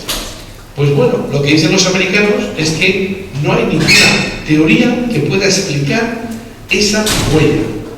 Y ellos empiezan a poner pues distintas teorías, pintura, tinte, polvo, contacto, vapor y contacto, tal. En el año 81 dijeron que a lo que más parecía es algo imposible, que el cuerpo hubiera hecho una especie de flash, que hubiera hecho como una foto, el cuerpo, y hubiera dejado una huella encima de la tela. Pero eso no se puede hacer, por tanto, aunque es un aquí imposible, este posible resultado imposible. Como he dicho antes, no hay ningún tipo de radiación, ni natural ni artificial, que permita hacer eso. Por tanto, no pasa de ser un experimento teórico que no nos sirve para nada, porque como he dicho, solamente si tú puedes repetir el fenómeno, puedes decir que se ha hecho así. Bueno, pues estos señores publican este resultado nada menos que en 27 publicaciones científicas. Insisto mucho en eso por una sencilla razón, porque no es lo mismo publicar una revista que editas tú, que publicar una revista científica que tiene que pasar lo que se llaman los referees, es decir, un tribunal que es una especie de jurado que te admite o no la publicación si consideran que se ajusta 100% a la ciencia. Bueno, pues no pasa el tribunal de una revista, sino de 27. Publican en todas las revistas importantes y un montón de artículos sobre la naturaleza de la imagen de la Sábana Santa. O sea, esto está bastante comprobado. Bueno, ¿y qué es lo que dicen ellas? Pues yo me quedo con dos frases también. Lo que dicen es que no se conocen métodos químicos o físicos que puedan explicar la totalidad de la imagen. Tampoco puede explicar la imagen de forma adecuada ninguna combinación de circunstancias físicas, químicas, biológicas o médicas. No hay ninguna duda de que esto ha muerto un cadáver, pero no sabemos cómo el cadáver ha producido la imagen. Eso es una cosa absolutamente desconcertante. La conclusión que dijeron ellos, después de dedicarle 150.000 horas de estudio en total todo el equipo, es que el problema de cómo se produjo la imagen o de lo que la produjo sigue siendo ahora como antes un misterio, pero no porque no lo hayan estudiado, sino porque estudiándolo no han conseguido encontrar cuál es la razón por la que se ha producido esa imagen.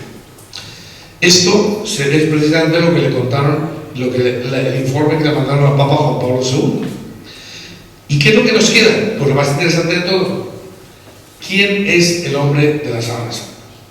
Porque ya hemos visto lo que he dicho, si no fuera Jesús, todo lo que acabo de decir sería exactamente igual. El problema es que, como vamos a ver, solo puede ser Jesús. Pero esto desde el punto de vista racional, científico. Yo no voy a decir que tienen ustedes que creer que esto sea así, sino qué es lo que nos dice la ciencia sobre eso.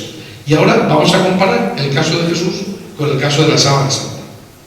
Entonces, resulta que lo primero que llama la atención, yo no sé ustedes, yo he visto millones de Cristos crucificados en iglesias, en capillas, en todo tipo, en casas particulares, millones. Hay gente que se lleva desde el siglo X dibujando, construyendo imágenes y poniendo a Jesús en la cruz. Bueno, pues les garantizo que hasta el siglo XXI nadie ha representado con realismo lo que fue la pasión de Cristo. Nadie. Han hecho sus Cristos muy bonitos, pero cuando a uno le dan una paliza semejante y lo martirizan como martirizaron a Jesús, no se queda bonito, queda con el rostro destrozado, con heridas, con contusiones, con hinchazones, como vamos a ver, vamos a decir algunas cosas. Entonces, ya no deja de ser llamativo, porque si alguien hubiera hecho esto, se saltaría lo que se había representado siempre, lo cual sería como a separarse del poder, ¿no? Aparentemente. Pues vamos a ver. En principio hay que recordar que donde se ve bien la imagen es en el negativo fotográfico, pero la sangre se ve bien sobre la tela, y ya hemos visto que es sangre auténtica, sangre humana. En cuanto a las características del rostro, desde el punto de vista de la antropología, los antropólogos que estudian las razas nos dicen, puede ser perfectamente de la zona donde era Jesús. Es la cara de un hombre que tiene unas características raciales propias, pues eso, del cercano oriente. Lo que pasa es que esta imagen es una imagen que aparentemente pues os da la huella de un hombre que parece que está por encima del dolor, por encima de todo, como si hubiera superado todo. Pero en realidad es la imagen de un cadáver. Y hay que tener en cuenta que se han hecho intentos de reconstruir cómo podría ser ese rostro. Esta es una. Las fotos que vamos a ver de imágenes son todas del profesor Miñarro. Miñarro es el cardenal de escultura de Sevilla, que es un imaginero muy bueno y que ha estudiado el tema de la sábana santa con bastante profusión. Bueno, pues resulta que él al principio hizo una imagen así y pensó que esto puede ser una aproximación al rostro de Jesús. Sin embargo, luego se dio cuenta de que lo que se ve en la sábana no es esto ni mucho menos, porque si aumentamos un poco, la lástima que esta foto, las imágenes están un poco quemadas por el proyector, pero bueno, si se ven las contusiones, lo que he dicho es un rostro muy deformado, muy deformado. Por ejemplo, tenemos regueros de sangre propios de una corona de espinas en la zona de la frente. También contusiones e hinchazones que hacen que parezca que la frente sea saliente. Una contusión doble en la mejilla derecha, que prácticamente le ha cerrado un ojo. Fíjense, en la historia de Jesús, cuando San Juan dice que está con Jesús delante del sumo sacerdote, dice, uno de los guardias, a veces las traducciones son nefastas, hay algunas traducciones de la Biblia que son un desastre, porque el traductor ha metido palabras que no son las que dice realmente, ¿no? Porque siempre que se traduce uno pierde un poquito. Pero a veces, por ejemplo, si yo, pues en este caso, cuando está Jesús delante del sumo sacerdote, dice, uno de los guardias le dio una bofetada. Bofetada, pero no lo digamos quiere decir con la mano abierta, la mano plana. Sin embargo, lo que dice en griego no es bofetada, dice rapishma, que quiere decir un golpe seco, un golpetazo. Es decir, le dio como un bastonazo. De los muchísimos golpes que recibiría Jesús, hay uno que este es el único que menciona San Juan. Debió ser tan impactante que podría ser este, es decir, de que le produjo un hinchazón tan grande que prácticamente le cierra un ojo. Y esto debía ser un golpe muy fuerte. A lo que Jesús, por cierto, el Evangelio responde tan tranquilo y tan pacífico, como diciendo, ¿por qué me pegas? ¿No? Pero realmente debe ser algo brutal. Bueno, tiene una herida en la nariz y tiene el cartílago de la nariz roto. Tiene una contusión con equimosis en la otra mejilla, un reguero de sangre por descarga nasal, probablemente del bastonazo, una colada de sangre con líquido pulmonar que sale de la comisura derecha de los labios, y el mentón lo tiene hinchado y contuso y la barba manchada de sangre. Es decir, solo fijándonos en el rostro podemos decir que el rostro que refleja la sábana no es el que hemos visto antes, es este. Y fíjense, este está hecho en base al anterior. Es decir, el propio artista, basándose en el dibujo anterior, empezó a hacer las heridas tal como se veía en la sábana y terminó con esta imagen. Es decir, está completamente deformado. Por eso no parece un chico de 33 años. Está completamente herido y destrozado. Bueno, pues algunos detalles. Por ejemplo, tiene regueros de sangre en la frente y realmente en toda la cabeza. Se ha hecho un paralelismo entre las venas y arterias que se ven en un rostro o una cabeza humana y las que se ven en la sábana. En realidad, aumentando el contraste de la nuca, lo que se ve es que no solamente es las marcas propias de un aro de espinas, sino que esto se corresponde con un casco de espinas, con un casquete. Eso es justo lo que se hacía. Las coronas en tiempo de Jesús no eran un aro, eran una especie de casco. Y esto es lo que se entendía que se había utilizado, lo que debería entenderse que se ha utilizado en el caso de Jesús. Los artistas siempre ponen un aro, pero esto se ajusta mucho más a la realidad, que es lo que se ve en la sábana santa. Es decir, tiene las heridas propias de una corona completa, una corona cerrada.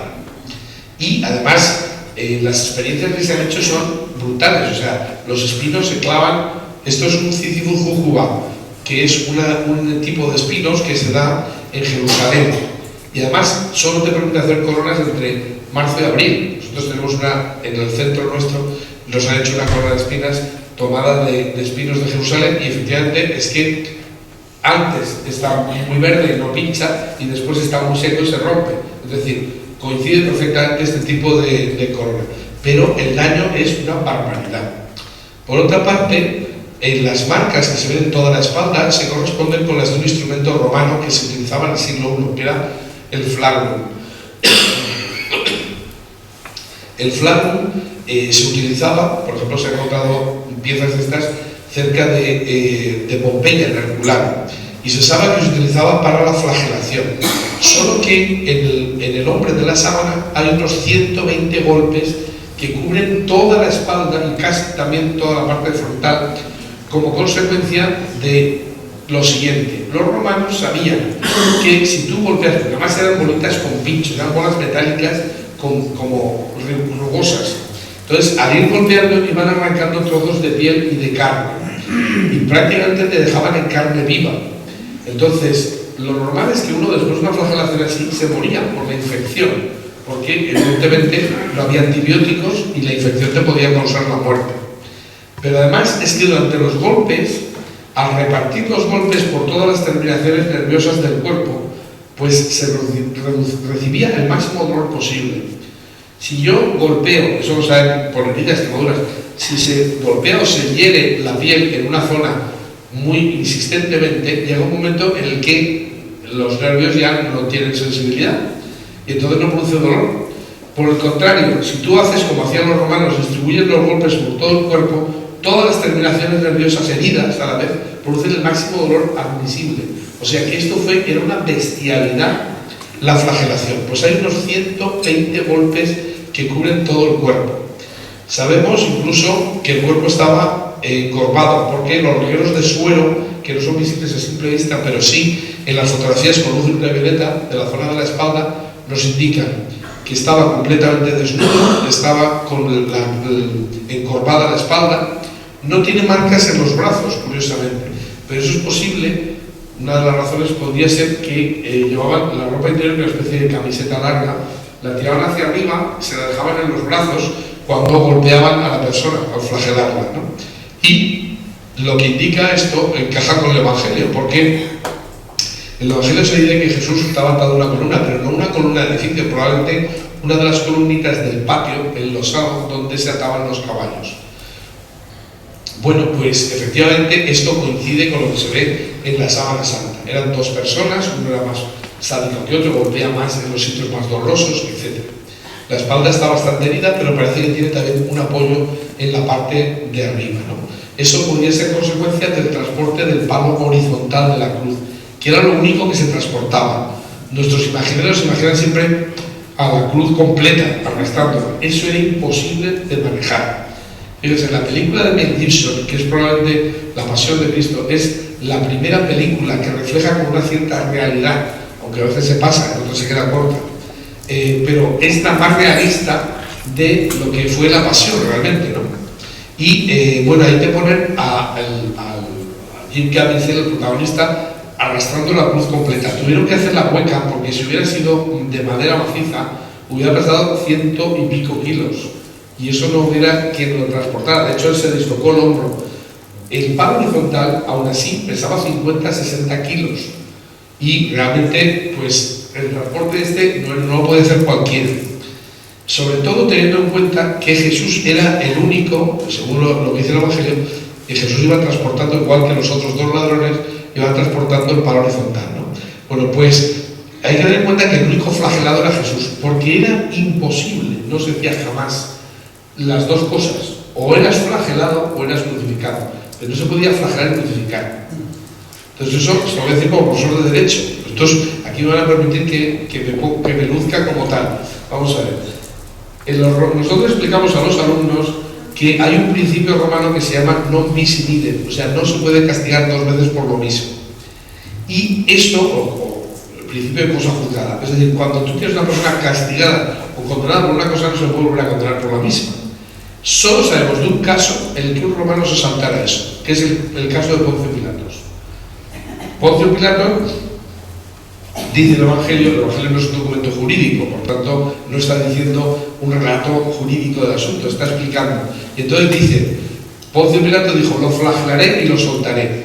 Lo que pasa es que cuando tú eres juez, eso no es una opinión, es una sentencia. Es decir, lo flagelaré y lo soltaré es que la flagelación era la sentencia para el caso de Jesús. Flagelado y soltado. Pero cuando lo va a soltar, coincidiendo que es la Pascua, resulta que se pone delante, les pone y dice, ¿qué queréis? ¿Soltar a este, que está para soltar, o a Barrabás? Y la gente grita, Barrabás, Barrabás. Pero el Evangelio nos dice un detalle que es de autenticidad histórica espectacular. Dice, los sacerdotes pidieron al pueblo que gritara, crucifícalo, crucifícalo. Exacto. ¿Por qué? Pues porque los sacerdotes conocían el Antiguo Testamento. En el Antiguo Testamento, en el Deuteronomio, se dice, maldito es de Dios el que cuelga del madero. Es decir, si Jesús moría crucificado y no de una infección que hubiera muerto, si moría crucificado era imposible que fuera el Mesías, porque un judío entendería que estaba maldecido de Dios, porque era la peor muerte, era una cosa tan horrible que se consideraba una maldición. Es necesario que llegue San Pablo, que era teólogo, y se dé cuenta del sentido que tiene la muerte de Cristo, porque él se da cuenta de que Jesús se ha hecho maldición por nosotros, que ha asumido todos nuestros pecados y ha muerto liberándonos de ese pecado, haciéndose el mismo pecado. Así lo dice literalmente San Pablo. Pero claro, en aquel momento no lo iban a entender, Y entonces, y efectivamente, ¿por qué se van los apóstoles? ¿Por qué dicen, pensamos que era el Mesías, pero ya no? ¿Por qué? Pues porque saben que no puede ser, porque es una contradicción que no entienden, la entenderán después, pero en ese momento no la entendían. Bueno, pues efectivamente nunca se flagelaba y se crucificaba. Y esto es un dato muy importante. Tampoco se coronaba de espinas a nadie. Es decir, el hombre de la Sábana Santa está coronado de espinas como Jesús, pero no sabemos de nadie más en toda la historia que haya sido coronado de espinas. Y está flagelado y crucificado. Pero no se sabe de nadie más en toda la historia que haya sido coronado de espinas, flagelado y crucificado. Eso es muy raro. Nadie era enterrado, y menos con una sábana tan buena después de una crucifixión. Todos estos son datos que son exclusivos de Jesús y que se suman. Tenía que darse otra persona que se diera todos los datos. Por eso decía que la muerte de Jesús se sale de lo normal, pero encaja tanto de la Sábana Santa que es muy irracional pensar que puede ser otra persona, ¿no? Pero aún nos queda un detalle más. Vamos a ver. Los brazos, al fijarse, ven que hay restos de sangre que nos indican la posición de un crucificado. Al analizar los científicos, en este caso los forenses, las manos, les hace raro dos cosas. Parece que los dedos sean muy largos y parece que no tengan pulgares. Bueno, la explicación es que el clavo no está puesto en la palma de la mano, como se representaba habitualmente en todas las esculturas, sino en el carpo, en la zona del pulso más o menos. En ese sitio se coloca el clavo, pero ese clavo toca el nervio mediano, que es el que repliega el pulgar. Es decir, es perfectamente posible que cuando llegan, Jesús está desatado porque se está cayendo, no puede transportar el palo horizontal, entonces coger a una persona para que lo lleve. Ya digo, Jesús está exhausto, no puede con 50 kilos, porque está en carne viva, tendría más de 40 grados de fiebre, o sea, la situación era absolutamente, no quiero ser morboso, pero yo he leído algún informe y realmente es una situación límite. Es decir, lo raro es que llegara a estar algún tiempo en la cruz, porque estaba al borde del colapso, ¿no?, de la muerte. Pero bueno, lo cogen, tiran del brazo y le ponen un clavo que era mucho más fácil que atarlo. No era necesario morir clavado, porque bastaba con estar atado. Cuando una persona era atada a la cruz, bastaba con que le dejaran colgando las piernas en un apoyo, se hubiera muerto en pocos segundos. Por el contrario, si doblaban las piernas y se las ataban, pues tenía que moverse en la cruz para poder separarse el cuerpo, se desbloqueaba la caja torácica y entonces se producía, o sea, podía soltar el aire, pero el dolor muscular era tan fuerte que tenía que pasar a la postura de descanso muscular y así tenía que estar moviéndose todo el rato en la cruz hasta que cuando ya estaba absolutamente exhausto caía en la postura baja y entonces se producía la muerte por asfixia. En el caso de Jesús lo clavaron, que no hacía falta, pero claro, el dolor era terrible porque cada vez que se movía en la cruz iban arañándose los nervios de la mano, que es una barbaridad. Yo digo, vamos, en fin, te digo, no quiero exagerar, pero es que yo me he encontrado con muchos señores y señoras que son católicos apostólicos romanos, han ido toda su vida a misa y han visto toda su vida un Cristo crucificado y nunca se han planteado lo que supone que a uno lo claven como si fuera una mariposa en un madero. Es una verdadera bestialidad. Bueno, pues efectivamente todo coincide en el caso de la sábana santa. Los pies, aquí se ve muy mal por la imagen, pero bueno, tienen restos de sangre, alrededor se ven restos de suelo y también tierra, que se ha encontrado que tiene exactamente la misma composición que la de Jerusalén. El apoyo del pie en un clavo pues es perfectamente posible, no plantea ningún problema. Lo único que sabemos es que los pies no estaban apoyados con este tarugo que se suele colocar, que lo hacen los artistas, para sujetar bien los pies. Si hubiera estado así, hubiera estado mucho más cómodo. En realidad, estas son las piernas del Cristo de Velázquez, que son muy bonitas, pero no tienen nada que ver con Jesús, como es normal, porque los artistas, si reflejan a Jesús con heridas, la gente dice, ¡ah, qué horror! O sea, si ponen las heridas realistas, la gente queda impresionada. Claro, nos gusta mucho más tener un Cristo que sea bonito que imaginarnos una persona destrozada por los golpes, por las heridas y por las contusiones, ¿no? Porque es algo, como dice Isaías, como aquel ante que se aparte el rostro, no hay en el parecer, no hay hermosura, pero dice Isaías profetizando la muerte de Jesús que se pudrirá siglos después. Es algo horrible. Bueno, pues la última herida es la de la herida del costado. Se ve el contorno de la lanza, es exactamente el tamaño de una lanza romana del siglo I y de ella ha salido sangre y un líquido seroso, probablemente del pericardio o de la pleura, puede ser.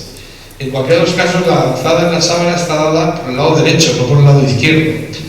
El lado derecho es donde la daban los soldados, porque, así lo sabemos, por ejemplo, en el caso del Galo Moribundo, que es una escultura romana del siglo III, donde se refleja lo que hacían los soldados, era dar una lanzada abriendo el corazón. Y por eso se producía la muerte rápidamente. Bueno, pues efectivamente en la sábana parece que está al otro lado, pero es que hay que tener en cuenta que la sábana está marcada por dentro y al abrirla es como un espejo, ¿no? Bueno, pues yo he acabado, simplemente les enseño el primer intento que se ha hecho de hacer una escultura que se parezca al hombre de la sábana santa. En este caso se trata de Jesús porque el artista, que es el profesor Miñarro, le ha colocado el INRI, o sea, el Titulus Crucis. El Titulus Crucis era un documento jurídico que tenía que constar, que era la causa de la condena. Y efectivamente esto es realista, quiere decir que impresiona mucho. Y un Cristo así impacta. Estamos mucho más acostumbrados a que nuestros Cristos son más bonitos, pero es que no tiene que ser algo bonito, es algo terrible. Entonces, aquí esto encaja todo como en la Sábana Santa. Y aquí es donde yo tengo que hacer ya algunas conclusiones. Primero de todo, la Sábana Santa puede ser falsa, miren ustedes, desde el punto de vista racional y científico es muy dudoso. No es obligatorio creer que la Sábana Santa es auténtica, ¿de acuerdo? Auténtica en el sentido de que sea de Jesús, pero es lo más racional. En segundo lugar, hay que decir, vamos a suponer, o sea, que se diera en otra persona unas heridas exactamente iguales es prácticamente imposible. Cabe una alternativa, que alguien quisiera repetir el caso de Jesús de Nazaret falsificando la sábana a base de asesinar a alguien. Bueno, eso es una barbaridad, pero bueno, vamos a suponer que alguien quisiera hacer esto. Pues entonces, lo que hacemos, tendríamos que hacer algo bastante llamativo. Primero, coger a un voluntario, o no tan voluntario, asesinarlo porque está muerto. Tercero, tenemos un rigor mortis muy fuerte, está muerto. Después de esto, yo le hago una serie de heridas que no encajan en absoluto con las que hemos representado siempre a lo largo de la historia, sino que son realistas, sin equivocación. Todas las heridas donde toca, que no es donde se ha representado siempre. Y ahora yo cojo a esta persona y la meto en una tela, le envuelvo y ¿qué consigo? Manchas de sangre, pero no voy a conseguir la huella del cuerpo. ¿Cómo voy a conseguir que el cuerpo deje la huella en la tela que le cubre? Eso no ha ocurrido nunca en toda la historia. Insisto, desde Adán y Eva, desde los hombres prehistóricos que ustedes, nadie ha dejado su huella en la tela que le cubría. Nadie. Entonces, ¿cómo se puede hacer esto? De ninguna manera. Ese es el problema. Porque además este cadáver no tiene signos de putrefacción, no se ha descompuesto. El hombre de la Sábana Santa es un hombre que ha salido de la tela sin romper los coágulos de sangre, dejando una huella inexplicable. Y sin que no conozcamos nada de él, eso es bastante raro. De Jesús, mire usted por dónde llevamos 2000 años diciendo que resucitó, que salió de la tumba, no simplemente vivo, sino que su cuerpo físico se convirtió en un cuerpo glorioso, que atravesaba las paredes, que podía comer o no, que podía hacer una serie de cosas. ¿Esto encajaría en el nombre de la Sábana Santa? Claro. ¿Se puede mostrar científicamente? No, pero nadie lo puede pretender. Es decir, lo que nosotros podemos decir es, ¿el nombre de la Sábana Santa puede ser Jesús? Respuesta, sí. ¿Puede ser otro? Respuesta, muy dudoso. Estadísticamente hablando, hay quien ha hecho un cálculo estadístico y dice que si se hubiera crucificado a toda la población mundial desde el principio de los tiempos hasta ahora, solo tendríamos un caso donde se dieran todas las mismas características que Jesús, de la cantidad de variables que se tienen que sumar. Bueno, pues esto es bastante racional. Y la otra y última referencia. Nosotros sabemos cómo era, esto es para César, para que se queden más contentos. Este es un dibujo que hizo en 1930 un pintor armenio llamado Agemia y le llamó Jesús. Y a mí me hace mucha gracia por una serie de razones, porque siempre hemos puesto estas características físicas a Jesús de Nazaret, es decir, pelo largo, barba, bigote, nariz larga, los ojos un poquito juntos, labios carnosos. Esto es una cosa que hemos visto como normal, el retrato de Jesús. ¿Esto viene de siempre? ¿Alguien se lo ha preguntado alguna vez? Pues miren, no. Esta imagen de Jesús procede de que un emperador de Constantinopla, en el siglo VII, conociendo que el auténtico retrato de Jesús estaba en Edesa, mandó a los emisarios que copiaran ese rostro y lo colocó en las monedas, donde hicieron verdaderos retratos de Jesús. Y esas monedas, que en lugar de tener el retrato auténtico del emperador, empezaron a tener el retrato de Jesús, distribuyeron la imagen oficial de Cristo por todo el mundo. Bueno, pues a partir de ese momento, a partir del siglo VI o VII, nunca se ha vuelto a representar a Jesús de otra manera. Siempre hay un pirado que hace una cosa distinta, pero lo normal es que este sea el rostro auténtico de Jesús. Y en aquella época no tenían el rostro que tenemos nosotros, tenían un rostro más o menos así, podían deducir algunas cosas. Sin embargo, hoy tenemos una imagen que es mucho más impresionante. Y esta es mi reflexión final. Fíjense ustedes, los apóstoles no nos dijeron cómo era Jesús porque pensaban que lo importante era el mensaje. Bueno, pues yo creo que nosotros somos la primera o la segunda generación, casi los primeros, que hemos visto este rostro. Y este rostro tiene algo muy especial, porque resulta que este rostro tiene un mensaje único. Aquí tenemos, si este, ahora hablo para creyentes, si este realmente es el rostro de Jesús, que puede serlo, lo que tendríamos es la imagen del Hijo de Dios, pero muerto, destrozado, como nos podíamos imaginar, pero por amor a cada uno de nosotros. ¿Y acaso eso no es el resumen de todo el mensaje de Jesús? ¿Acaso esto no encaja perfectamente con la teología? ¿Acaso no sería de justicia que nosotros conociéramos el rostro de aquel que murió por nosotros, abriéndonos las puertas del cielo? Pues a mí eso me encaja. Ahora, que cada uno piense lo que quiera. Podemos decir, como dice el Evangelio, Jesús pregunta: ¿y vosotros quién decís que soy yo? Pues que cada uno se responda lo que diga.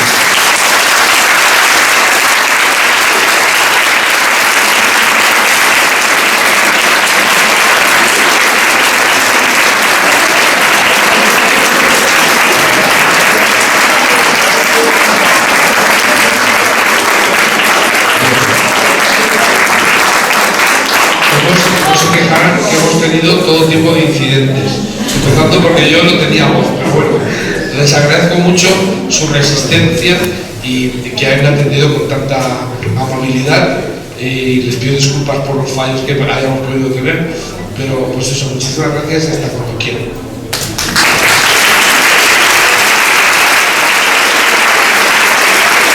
Pues agradecer la visita, desde luego.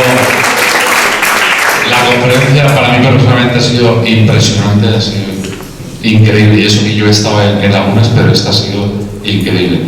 Y nada, agradecer a todos la presencia, esperemos vernos en la próxima que tendremos en el mes de mayo, y muchas gracias.